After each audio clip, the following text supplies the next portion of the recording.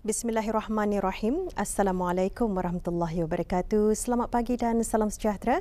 Alhamdulillah auda kita dipertemukan pagi ini dari daerah Tutong untuk berkongsi beberapa info semasa dan juga satu pengisian bahan visual yang kami sediakan untuk auda.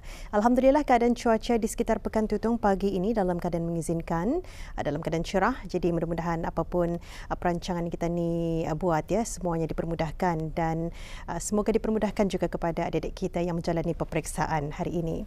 Baik, kita akan kongsikan acara yang berlangsung pada hari ini di daerah Tutong. Antaranya ialah program Semarak Seni dan Budaya iaitu Bengkel Guling Tangan. Hari ini merupakan hari kedua yang diadakan di Pusat Belia Daerah Tutong. Jadi diharapkan kepada para peserta yang mengambil bahagian dalam bengkel guling tangan ini untuk datang ya dalam bengkel ini hari kedua yang bermula pada pukul 8 pagi ini sehingga 12.30 hari dan di sebelah petang akan disambung lagi pada pukul 1.30 petang sehingga 4 petang. Dan jangan lupa juga esok juga merupakan hari terakhir bagi bengkel guling tangan ini. Baik, untuk seterusnya kita beralih dulu mengongsikan pengisian bahan visual yang kami sediakan hari ini.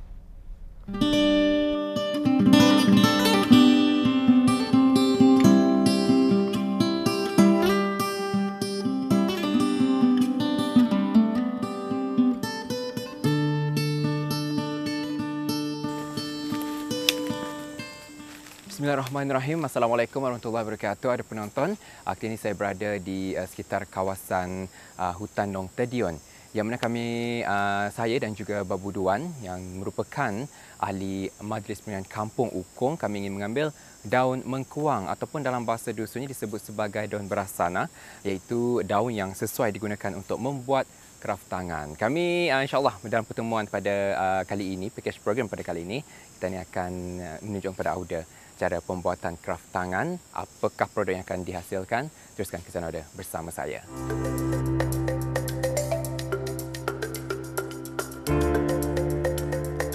Mengkuang adalah sejenis tumbuhan liar semula jadi dari keluarga yang sama dengan pandan dan ia banyak tumbuh di kawasan Asia Tenggara dan kawasan Kepulauan Pasifik, terutama di kawasan yang agak lembap atau berbukit. Ia boleh tumbuh dengan ketinggian sehingga 5 meter dengan mempunyai duri tajam di bahagian tepi daun serta bahagian bawah atau tulang daun dengan lebar daunnya 5 ke 10 cm. Lazimnya daun mengkuang yang cukup matang berwarna hijau gelap yang dapat digunakan untuk membuat anyaman kraft tangan. Elakkan daripada memilih daunnya yang rosak atau kering kerana ini akan menyukarkan proses anyaman nanti. Setelah beberapa helai daun mengkuang dipilih dan dipotong secara merata dengan menggunakan pemarang, kami kumpulkan dan mengikatkannya. Sesudah itu, kami meneruskan perjalanan keluar dari hutan tersebut menuju ke pondok berdekatan.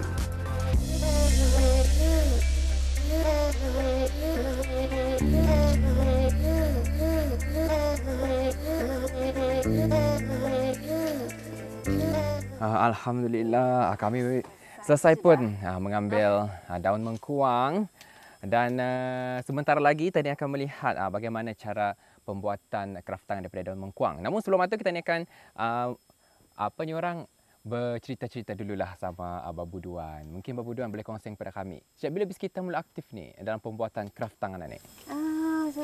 Saya aktif kraft tangan ni sejak masih remaja lagi. Dulu selalu mengacau mula niniku membuat anyaman tikar. Jadi Babu pun berminatlah membuat anyaman ni sampai sekarang. Jadi kalau Babu sendiri adakah mengalu-alukan untuk mungkin anak-anak belia belajar? Babu andang alu-alukan jurang membuat anyaman ni supaya tidak pupus akan datang. Sentiasa memberi jurang pelajaran membuat anyaman ni sekira kami mengadakan kraft tangan.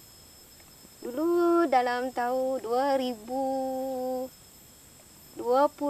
kami pernah membuat projek kraft tangan di Padang Sukan di kawasan Ukong. Kami mengadakan juga. Baik, jadi itulah dia supaya indah pupus telan zaman, kita ni mesti melestarikanlah pembuatan kraft tangan ini. Jadi, anda mau buang masa, mungkin pasal ni Babu boleh tunjukkan pada saya. Untuk saya pun mau belajar. Boleh. Okey, barakastah. Sebelum memulakan anyaman, dibuang terlebih dahulu duri-duri daun yang berada di tepi daun dengan menggunakan pisau dengan dipotong secara melurus. Kemudian dibuang bahagian tengah atau tulang daun. Daun mengkuang seterusnya dipotong kepada 4 bilah daun.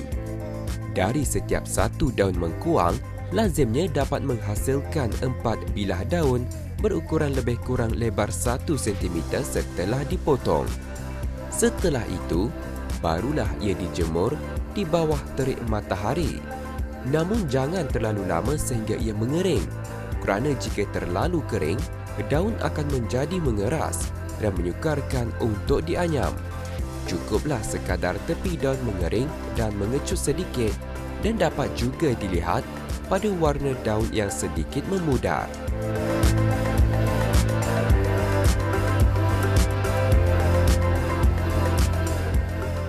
Nah, Babu ni alhamdulillah sudah dijamur tadi lebih kurang 2 jam. Alhamdulillah je sebab cahaya matahari pun mengizinkan pada masa ni. Jadi ini tah masanya untuk kami lah untuk Babu membuat kraft tangan apa ni? Tangan. Apa namanya? Membuat raya. Membuat kraft tangan raya. Baik, kita ni taruh saja Babu mula-mula. Nah, macam mana ni? Proses anyaman bermula dari membuat melagang, iaitu menganyam pada bahagian tengah atau tulang kraft yang ingin dibuat. Bagi membuat raya bersaiz sederhana besar, 6 bilah daun digunakan terlebih dahulu dan dianyam dengan diselang-selikan ikut putaran jam sehingga menghasilkan bentuk atau motif yang dipanggil bentuk kulit buah rumbia. Seterusnya ditambah lagi 6 bilah untuk mengukuhkan bahagian tengahnya. Seusai dianyam, 2 bilah daun ditambah bagi setiap motif dan proses menganyam diteruskan sehingga menghasilkan 5 motif. Dan kemudian barulah membuat dindingnya dengan dilipat daun menegak ke atas. Dalam proses ini tidak perlu lagi ditambah penggunaan bilahan daun. Hanya digunakan lebihan daun yang sedang digunakan tadi. Untuk mematikan atau menyambung anyaman, biasanya proses menyulat atau menyisip dilakukan, iaitu meregang anyaman atau memasukkan jaluran lebihan pada bilahan daun yang lain. Selain itu, ia juga dilakukan untuk mengemaskan anyaman supaya tidak terburai atau longgar.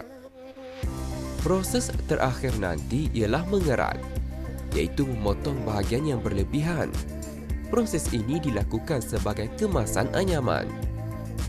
Beginilah proses anyaman raya yang lazim dilakukan oleh Babu Duan yang berasal dari kampung Ukong ini.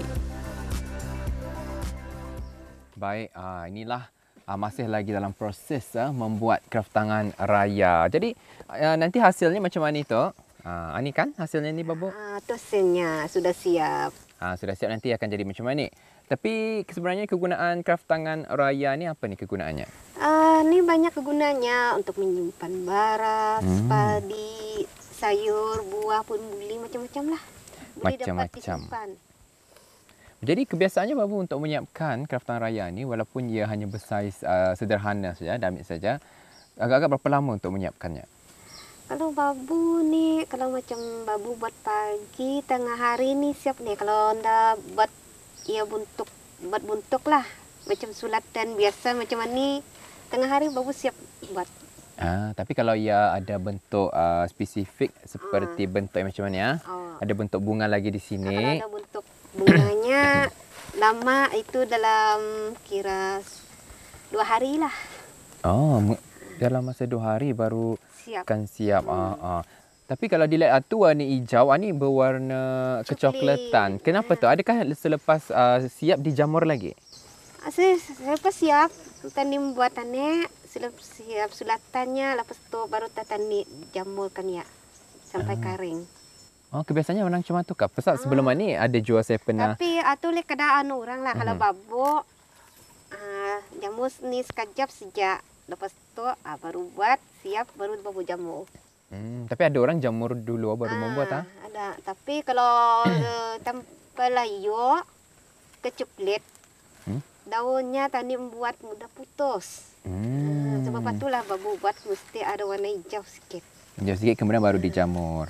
Dan ialah kita ni lihat macam mana kraftan orang dahulunya tu, peralatannya tu sangat ringkas, tidak banyak menggunakan peralatan-peralatan untuk menganyam kraftangan, hanya memerlukan kemahiran dan bakat sahaja. Namun kita ni perlu orang bersabar kerana membuat kraftangan seperti raya saja. Anda terbuat. Kalau anda bersabar, anda terbuat tu.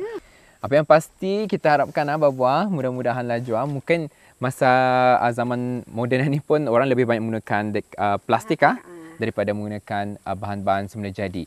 Tapi yang kita harapkan jugalah mudah-mudahan dengan adanya orang tua-tua yang berkemahiran dalam bidang kraftangan, terutama yang menggunakan daripada bahan semula jadi ini, akan terus kekal melestarikan penggunaan bahan semula jadi ini. Jadi dapatlah diajarkan kepada generasi muda. Jadi daripada sana sekurang-kurangnya ada alternatif. Maksudnya selain daripada menggunakan daripada plastik, boleh juga melestarikan penggunaan bahan semula jadi. Dan kita harapkan mudah-mudahan dengan bahan yang dibawakan menerusi pertemuan kita pada package program kali ini dapat memberi sedikitlah manfaat dan juga orang sesuatu yang menarik untuk disaksikan, terutamanya sekali dalam pembuatan kraftangan daripada daun mengkuang ini. Sekian Auda, sampai di sini saya tidak bersama. Assalamualaikum warahmatullahi wabarakatuh. Jumpa lagi.